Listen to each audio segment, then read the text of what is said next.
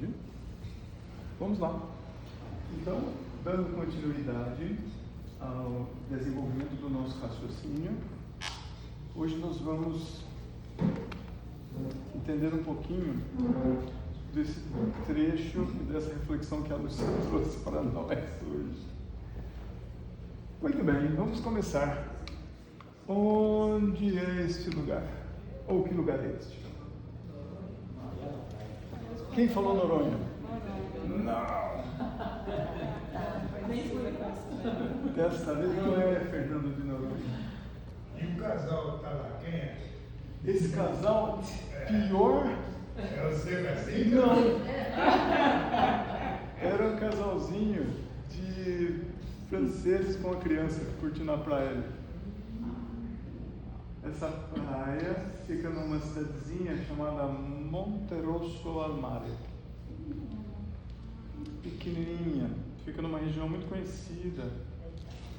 Sim, cuja atração, cartão postal é esse aqui. Aqui já é Manarola. Cinque Terre, Itália.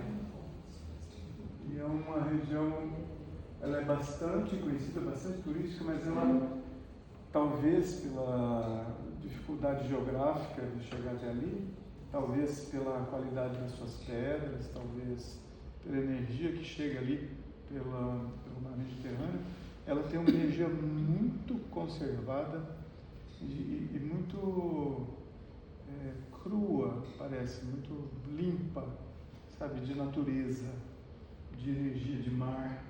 É uma região muito especial.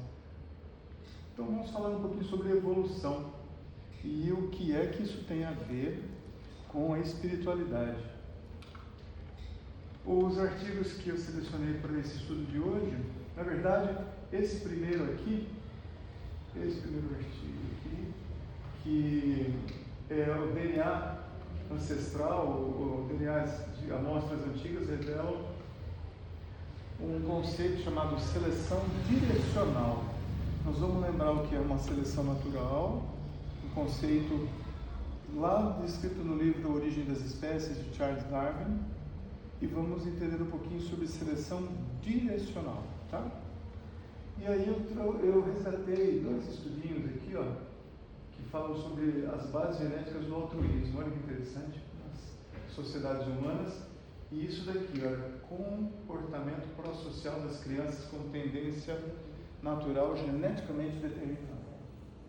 Então vamos falar um pouquinho sobre isso. Olha, só para lembrar, Darwin, uma das observações mais clássicas, contundentes de Darwin foi nas Ilhas Galápagos, no Equador, onde ele, estudando várias espécies, ele viu que um tipo de ave chamado tendilhão era a mesma ave que apresentava formatos de bicos diferentes dependendo da ilha. E eram ilhas distantes o suficiente para que não houvesse uma migração comum, migração frequente das aves de uma ilha para outra. E essas aves, a mesma espécie, foi desenvolvendo formatos do bico diferentes conforme o que eles dispunham de alimentação naquela ilha, naquele ecossistema específico. Então, algumas aves que se alimentavam mais de sementes foram desenvolvendo o bico com uma musculatura diferente daquelas que comiam insetos ou que comiam frutas. Então, através disso e através de muitas observações, Charles Darwin desenvolveu a teoria da evolução das espécies pela seleção natural. Para nós, esse é um conceito mais ou menos tranquilo, em que não é o mais forte que sobrevive, mas é o mais adaptado. Esse que sobrevive não é uma amostra daquela espécie, mas sim a espécie propriamente dita. E ela vai evoluindo. Aqui a gente precisa entender que evolução não significa melhoramento. É muito importante. Evolução significa modificação na linha do tempo. Porque determinados caracteres podem evolutivamente não serem positivos. Quando a gente se depara com um paciente com uma doença grave, ele pode ter uma evolução favorável mas pode ter uma evolução desfavorável. Tá? Então a evolução é o desenrolar daquele contexto, daquele cenário, através do tempo. Tudo bem? Então esse conceito aqui para nós é o que alimenta o nosso pensamento com relação à nossa evolução também como espécie humana.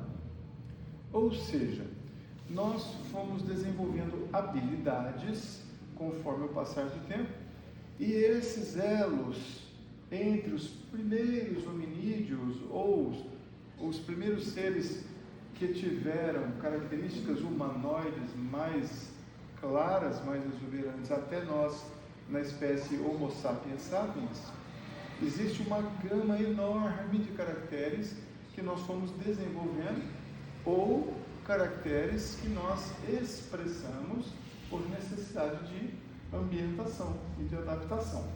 Ok? Mas esse é um conceito que tem sido bastante utilizado recentemente. Esse estudo que eu mostrei para vocês ali, o primeiro que me despertou para fazer o estudo de hoje, foi um artigo que foi publicado na revista Nature, agora em abril de 2026. Então é um estudo muito recente. Então, bastante moderno, vamos ver sobre o que ele versa, tá? E esse conceito é importante, que é o conceito predominante nesse estudo. Seleção direcional. É uma espécie de seleção, mas, no lugar de nós termos expressões flutuantes, vou dar um exemplo. Você, para fazer uma mudança na sua espécie, aprendeu que você estava lá numa ilha tal e você só tinha aquele alimento disponível, então você começou a desenvolver um determinado enzima no corpo. É diferente porque algumas pessoas, ou alguns animais, ou algumas amostras, apresentavam essa mutação, às vezes passava para as próximas gerações, mas às vezes morria e não passava. E a mesma mutação reaparecia aqui e ali, até que ela se tornasse preponderante em relação às expressões genéticas anteriores. A partir dali a gente tinha uma mudança evolutiva verdadeira. Mas na seleção direcional, o que nós encontramos são modificações genéticas consistentes e frequentes, não são ocasionais, esporádicas, que depois vai preenchendo por população. Elas vão acontecendo quase que num fenômeno pensado. Olha que coisa interessante. E algumas vezes elas são naturais e outras vezes elas são secundárias à ação do homem. Então eu vou dar alguns exemplos. Enquanto numa seleção natural a gente teve que as aves, porque a natureza providenciava determinados alimentos, teve o formato do seu bico alterado. No caso dos seres humanos, olha que legal, a cor da pele dos cabelos, ela foi acontecendo evolutivamente por questões de ocupação de terrenos no planeta Terra. Então, geneticamente, a gente tem os povos do hemisfério norte, porque na sua maioria se desenvolveram em terras de grande latitude, mais próximas ao polo, por necessidade de absorver mais radiação ultravioleta para gerar mais vitamina D, clarearam a Terra com o passar do tempo, para que houvesse um estímulo maior da síntese de vitamina D. Isso não foi pensado. Assim como os povos do hemisfério sul, por ocuparem regiões geralmente mais próximas à linha do Equador, por um estímulo maior aos melanócitos, foram desenvolvendo uma pele com tonalidades mais fortes. Tudo bem? Mas existem alguns traços que são secundários à ação humana. O que se observou nesse estudo foi o seguinte: estudando populações humanas de 10 mil anos para cá, mas usando metodologia de análise genômica, eles conseguiram, através das amostras de seres humanos de 10 mil anos para cá, determinar que sim, efetivamente, algumas mudanças ocorreram de forma a mudar a espécie. Então é uma evolução verdadeira. Se ela é boa ou não, vamos devagar. Uma dessas mudanças é povos que desenvolveram o pastoreio de gado leiteiro, com o passar dos milênios, mantiveram a enzima lactase que a gente tem quando bebê, para que a gente quebre o leite materno em açúcar. A lactase quebra a lactose em açúcar. Açúcar é primordial. Então, as populações que desenvolveram o pastoreio de gado leiteiro começaram a manter a produção da lactase no corpo, mesmo na fase adulta. Olha que interessante. E isso aconteceu mais especificamente no norte da Europa primeiro. Então, quando a gente vê uma pessoa que é tolerante à lactose, o que esse estudo determinou é que ela tem expressões genéticas que sim advêm de material genético do norte da Europa. Olha que interessante. A intolerância à lactose é quase... Eu não estou falando que você, que é intolerante à lactose, não evoluiu, viu, meu bem?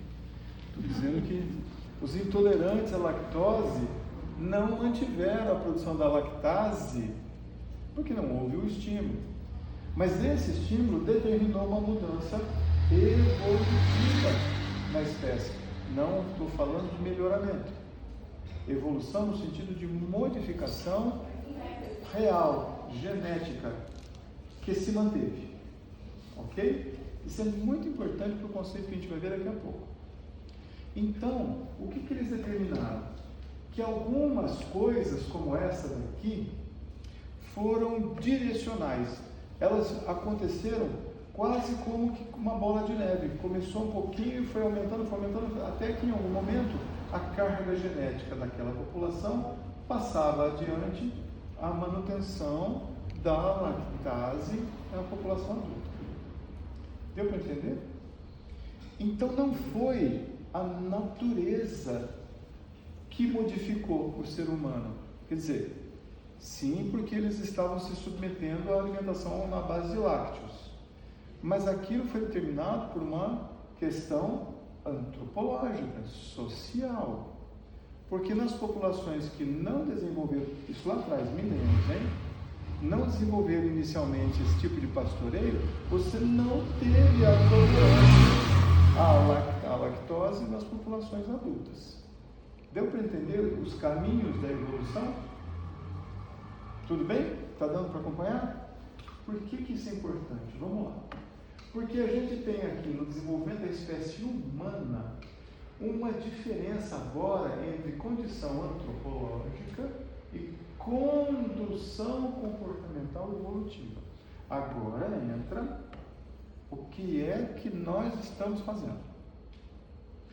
Porque o que esse estudo trouxe de luz foi efetivamente comprovar que determinadas mudanças evolutivas reais na espécie humana ocorreram com base em fenômenos comportamentais, sociais.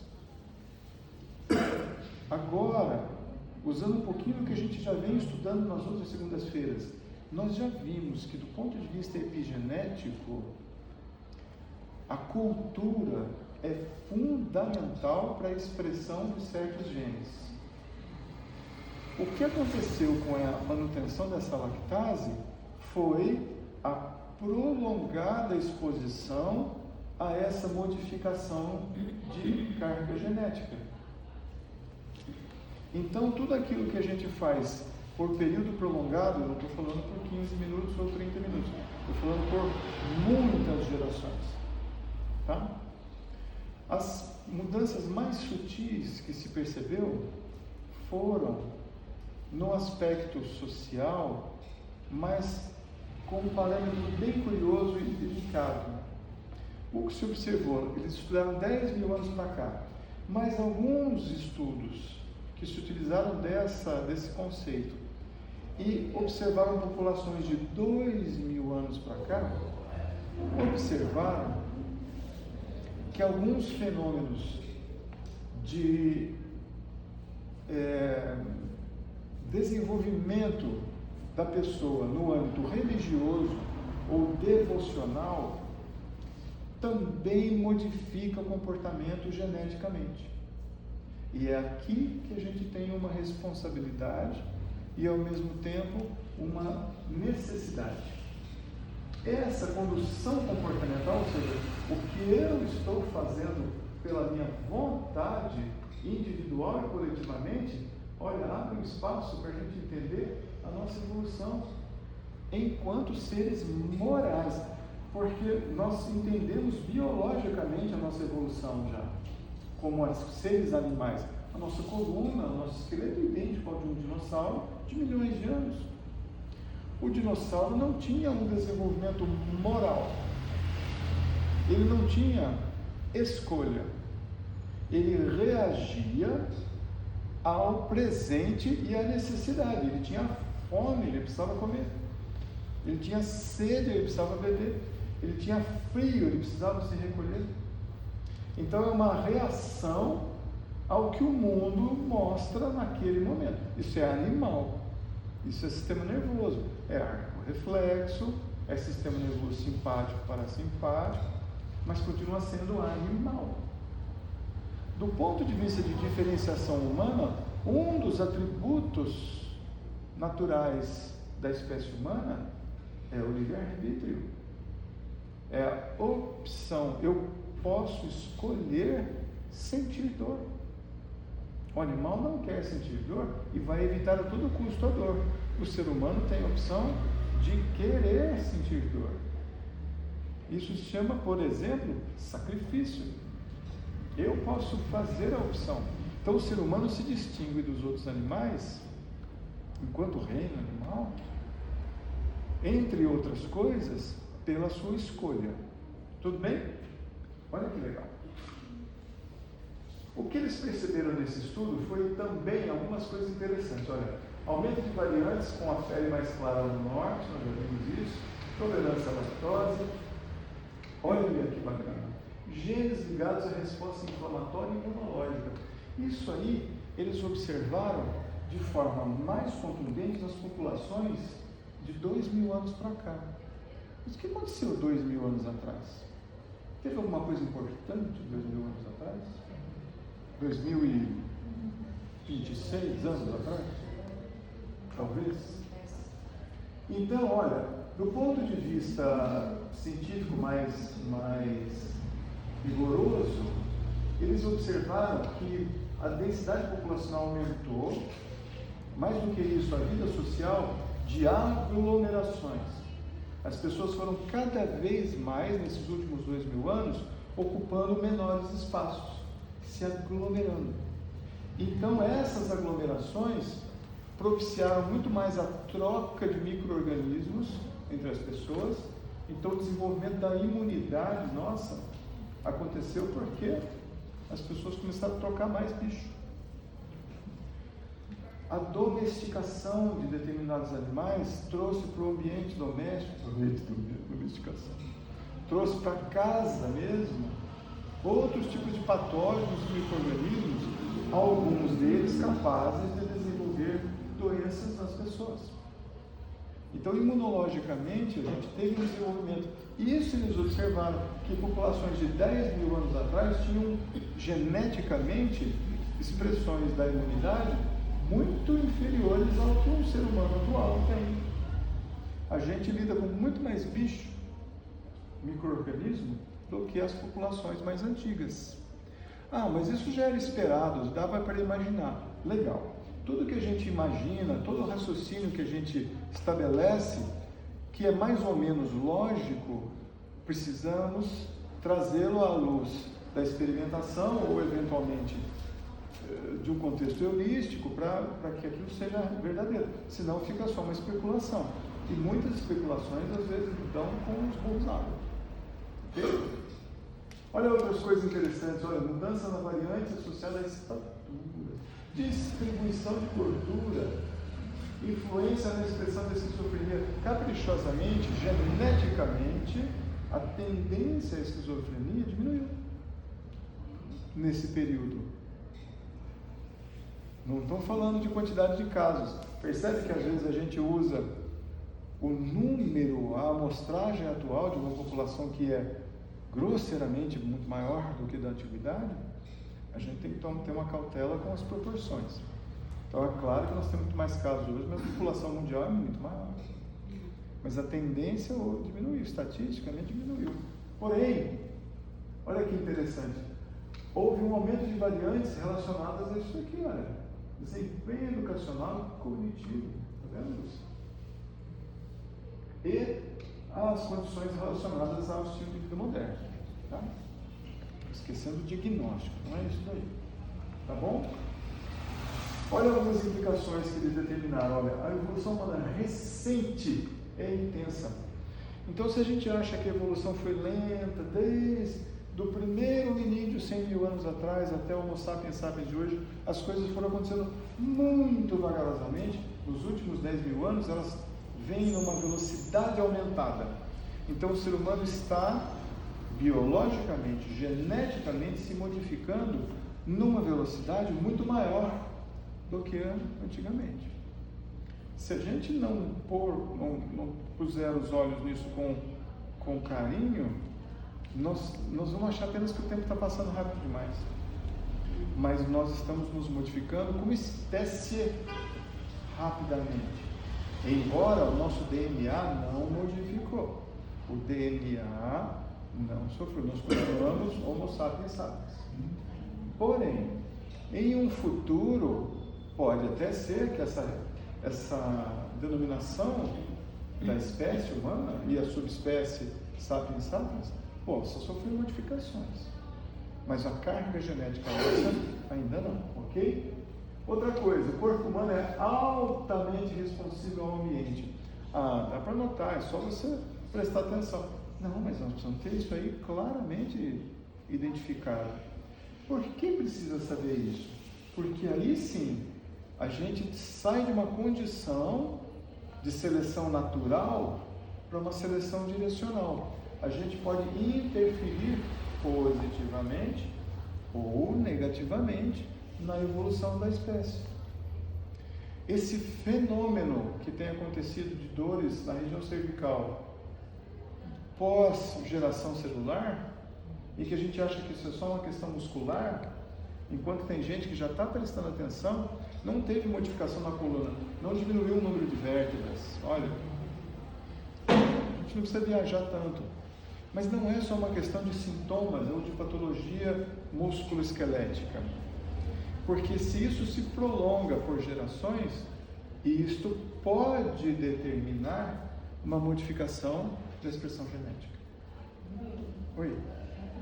Esse estudo, ele também observa a questão desse tempo, né, mais contemporâneo dos medicamentos em relação às doenças, longevidade? Não. O objetivo deles, não. O objetivo, na verdade, isso aqui foram já desdobramentos dentro do próprio estudo, mas o objetivo foi mostrar qual a velocidade, a quantidade de genes que vêm sofrendo expressões diferentes sem mudar a sua carga genética. Isso chama-se alelos. Alternativos é um gene da outra fita do cromossomo que passa a expressar ou não. É um pouco diferente da epigenética. Na epigenética a gente tem fatores ambientais que modificam a expressão do gene. Neste caso, os alelos são outros genes que fazem aquela função ali. Tá? E aí sim, como exemplos, eles já identificaram. Sabe quantas variantes genéticas foram identificadas em termos de combinações ao longo desses 10 mil anos? 9 milhões de variações de combinação da expressão genética nesses últimos 10 mil anos. É muito. Como se fosse uma plasticidade genética? Pode. É uma plasticidade. O que eles estão tentando demonstrar é que ela é direcional, em alguns casos, ou seja, ela não é ocasional e depois, por vários casos, essa população se reproduz e não, ela vem acontecendo numa progressão. alguns parâmetros, algumas expressões. Outras são seleção natural. Por exemplo, a nossa miscigenação, trazendo tonalidades de pele mescladas e as tonalidades claras vivendo em ambientes tropicais e equatoriais, desenvolvendo muito mais patologias como câncer de pele, por exemplo. Tá? Olha lá, o que mais? Isso daqui, pelo que eles viram, é central. Interação gene-cultura. Exemplo clássico foi a persistência da lactase, do pastoreio de gado. Por quê? Porque era a cultura do povo do norte da Europa produzir leite e reproduzir o gado leiteiro para manter o leite como alimento. E ao longo, não é de 100 anos, são milênios, o corpo humano se modificou para se adaptar a essa dieta. Então eu estou trazendo a questão de que se a gente está modificando de forma equivocada a dieta por uma geração, traz doença, sintoma, mas por muitas gerações, em algum momento o corpo vai tentar se adaptar. Não sei se essa adaptação vai ser positiva ou negativa, mas ele vai tender a se adaptar, tá bem? E aí, olha só que interessante, isso aqui é muito importante, que é a síntese do nosso estudo.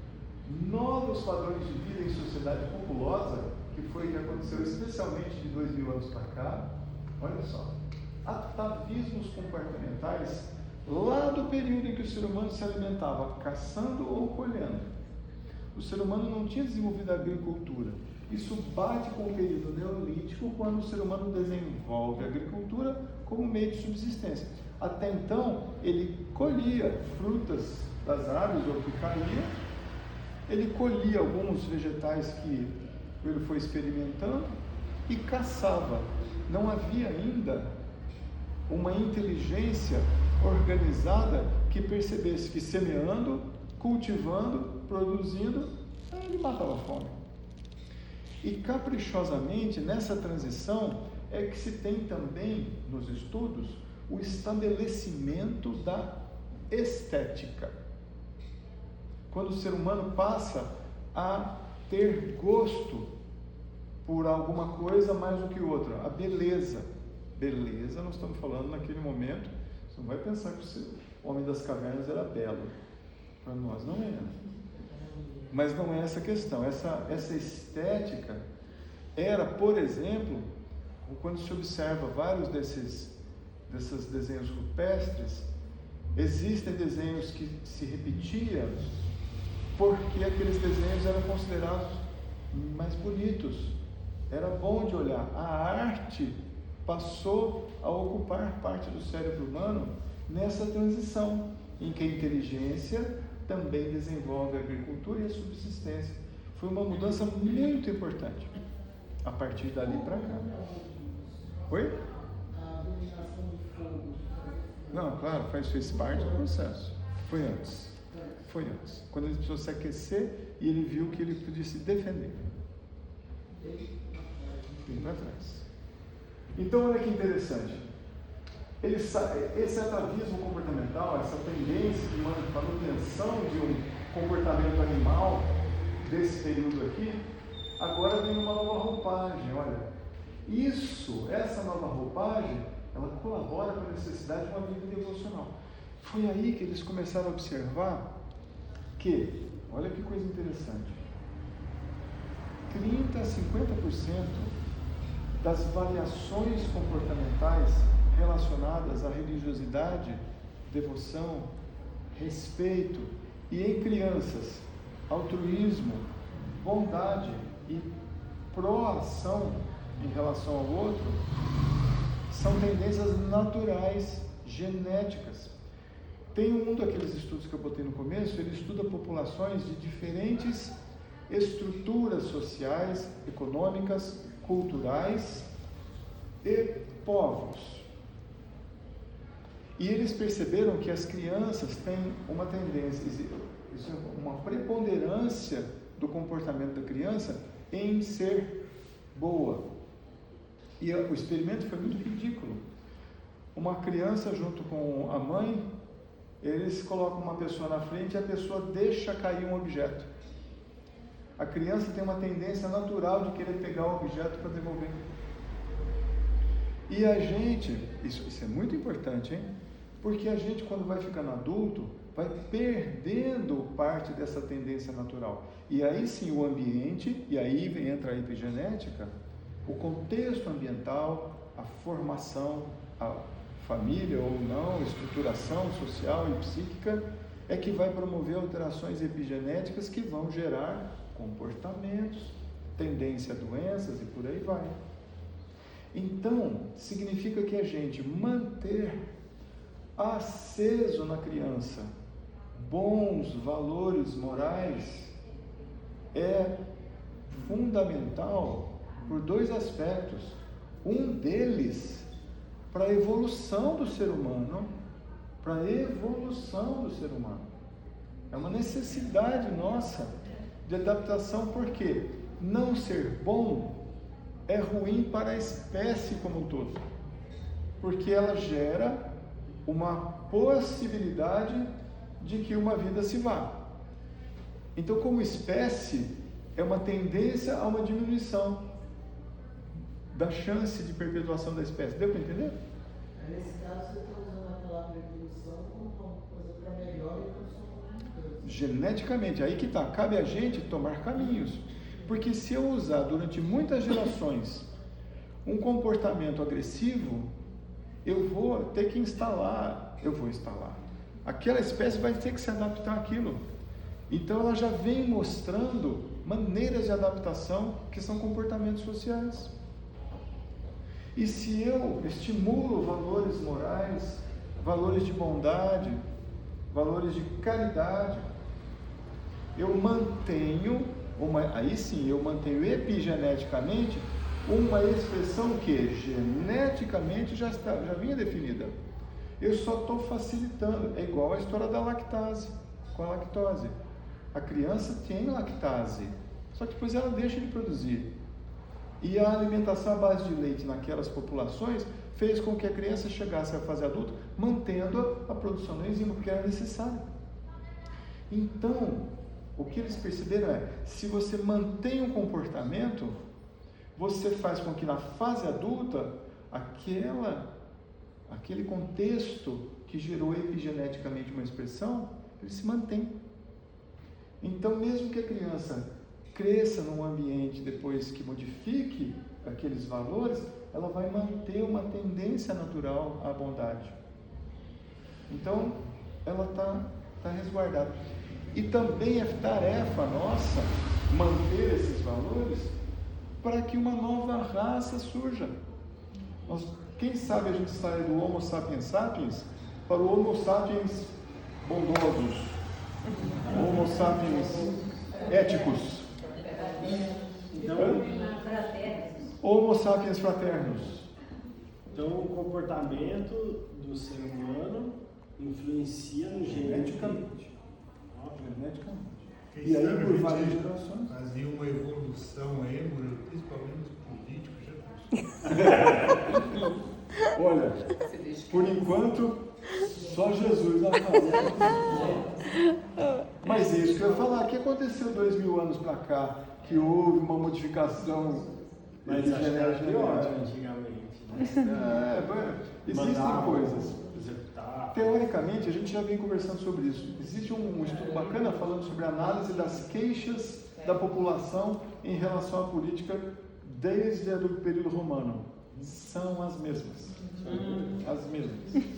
O preço desse produto, o político que é corrupto, a dificuldade de alimentação ou de determinados bens, as terras que não produzem, as intempéries que danificaram uma semeadura, as queixas são as mesmas. Tem uma frase Então, da época dos gregos dizendo que a humanidade está perdida, que Não. tudo que era piorando. Não, é isso que eu ia falar. O que nós precisamos... Quando alguém fala que a humanidade está perdida, é uma pena. É uma pena. Porque o que eu queria trazer é o contrário. É dizer que a humanidade vale a pena. Vale a pena. Por quê?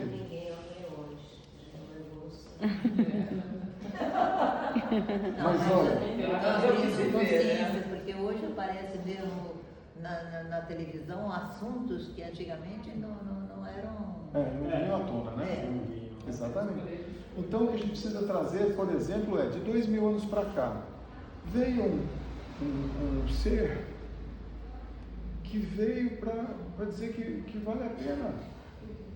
Esse ser veio e ele deu a vida por vontade. Ele escolheu sofrer. Ele escolheu ser humano, diferente dos animais. Olha, e a gente se queixa do dia a dia.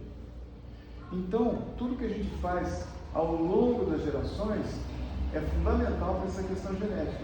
E por isso que eu estava falando que tem experiência de vida de algumas pessoinhas, como aquela lá no fundo, que dedicaram a vida a fazer canções para crianças.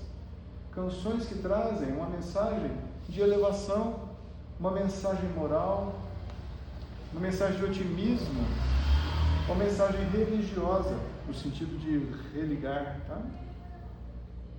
Então, experiências de vida como essas são um exemplo de que escolheu evoluir a espécie. Deu para entender? Então, olha só. Que eu estava falando para vocês, 30% a 50% da variação de comportamentos em relação a esses atributos aqui, essas expressões aqui, já são geneticamente definidos, tá?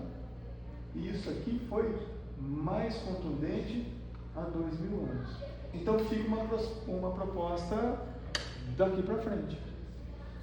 Tudo bem. Então, se a gente entendeu esse mecanismo, vamos ser inteligentes e tentar experimentar a bondade, o altruísmo, etc, etc, como tarefa nossa enquanto espécie, não só enquanto o núcleo familiar aqui ou ali, ou o indivíduo, eu sou bom, mas meu irmão é ruim. Não, gente, nós temos que pensar como espécie humana. Senão a gente não vai sobreviver como espécie. A gente vai ter muita dificuldade de adaptação e evolução. Ok? Por isso que é a começar em mim, né? Aí você muda o mim aqui, o mim ali, o mim ali, o mim ali. Como já dizia o vocal livre, né? A começar em mim. Então a ideia é isso aqui, olha. Esses atributos aqui são necessários como facilitadores para a evolução das próximas gerações. Porque se eu modifico geneticamente com esse estímulo constante por muitas gerações, eu estou facilitando com que um ser daqui a N gerações não precise cair tanto nas provas. Porque geneticamente ele vai cometer menos erros. Dá para entender? Ele vai pisar menos nos espinhos. Porque naturalmente ele vai expressar um comportamento mais saudável. É bom a gente preparar bem o terreno, porque vai ser nós mesmos. Exatamente. É melhor a gente plantar florzinha, em vez de cacto. A gente vai voltar, né? Não cumpriu aqui, vai voltar. Então, olha, uma das coisas que a gente vê é que esse mecanismo facilita a evolução nas próximas gerações. E outra, olha isso aqui, preparação genética de novas raças. A gente fica pensando que o ser humano só evolui, por exemplo, no esporte. Quando a gente vê a quebra de recordes no esporte, a gente acha que o ser humano está ficando melhor. Apenas porque, materialmente falando, biologicamente falando, a gente vê um aumento da capacidade humana em relação a uma dificuldade. Atravessar 100 metros com maior velocidade para fugir de um predador? Qual é o objetivo do esporte, por exemplo? Ao quebrar recordes, ao se melhorar. Não é só individualmente falando, porque aquilo é bom para a pessoa que está praticando, mas também como espécie, biologicamente. Mas o que Jesus trouxe foi uma outra oportunidade de que a gente colabore para a modificação da espécie efetivamente, mas através do comportamento, através das ações, através do pensamento. Tá bem? Eu estava vendo ontem, reprisando uma cena de filme, em que talvez a maioria já deve ter assistido, quando Jesus dá água para um príncipe lá que está indo virar escravo nas galés, Judá Ben-Hur. Quando ele agradece que Jesus deu água para ele, Jesus fala para ele: você faria o mesmo. E depois no filme, Ben-Hur faz o mesmo. Quando Jesus está na paixão, quando Jesus está lá na Via Crucis, ele dá água para ele. Então o que Jesus está esperando talvez seja que a gente faça um pouquinho, não é a Via Crucis, talvez tal qual ele vivenciou, mas ele, pelo menos a mensagem dele a gente escute e passe para frente. Mas não falar só, né? Aí que está a nossa dificuldade, tá bem? Então essa é a reflexão nossa do estudo de hoje. Nós estamos diariamente, cotidianamente, interferindo na evolução real, genética da espécie humana. Então nós interferimos, cada um de nós, a cada dia, em como será uma nova espécie humana lá na frente e quão árduo ou suave será o caminho de nós mesmos quando reencarnarmos. Então, nem que seja para pensar em facilitar a sua própria vida futura, tudo bem, que seja por aí. Dá para a gente pensar nisso como autopreservação, entendeu? Eu quero que, quando eu voltar, eu quero um treino melhor, um bocadinho mais. Seja mais fácil, né? Tem a ver. Totalmente. Para que um planeta de regeneração se instale, não é só uma questão de que nós vamos, de repente, vai mudar a fauna e a flora do planeta, as cachoeiras vão correr para cima, não é por aí. Tá? Talvez seja só uma mudança de consciência e tudo permaneça exatamente como é, do ponto de vista dos reinos. Nós não precisamos esperar prédios flutuantes, naves, embora isso possa, mas não precisa esperar por isso. A gente tem que... A nova terra aí está. Lembra quando a gente canta? Podem ver os que seguem as estrelas, os que voam nas alturas. É uma forma. Mudança interior, para virar no exterior. A constelação familiar, ela tenta modificar, equilibrar a sua vida hoje com os seus entes passados, para que isso não atrapalhe o seu desenvolvimento de hoje, né? É uma das ferramentas. Perfeito, Maria. É uma das ferramentas que tenta modificar o padrão energético de uma situação anterior, pensando na linha do tempo, não como algo que não tem retorno, né? Nós estamos pensando na linha do tempo como uma posição, a coordenada, hoje, ela não é mais chamada coordenada de tempo, ela é coordenada de espaço-tempo. Eles estão interligados. Isso aí a gente tem demonstrações físicas já aos montes. Há uma coordenada, esse momento, essa hora, esse minuto, esse segundo, ele ocupa um lugar no espaço. Então, na constelação familiar, eu vou tentar modificar de forma a suavizar uma coordenada de tempo e espaço anterior. E como ela é somente uma coordenada, ela interfere nessa minha e na outra, e na outra, e lateralmente também. Então eu posso, numa constelação familiar, por exemplo, buscar sanar um sintoma que eu tenho e caprichosamente, ao mesmo tempo, eu vou ajudar a curar um antepassado, vou ajudar a curar um próximo e quem sabe eu mesmo no outro. Então você está antecipando a cura de uma coisa futura. Lembre-se de alguns escritos do Kardec. Quando Kardec fala de código penal da vida futura, não é só em relação às nossas encrencas e às nossas falhas, mas ali é um relato de como nós interferimos na nossa própria existência posterior. Lembrando que tudo que a gente aprende numa vida, nós estamos construindo um cabedal, um repertório que vai facilitar para nós na vida futura.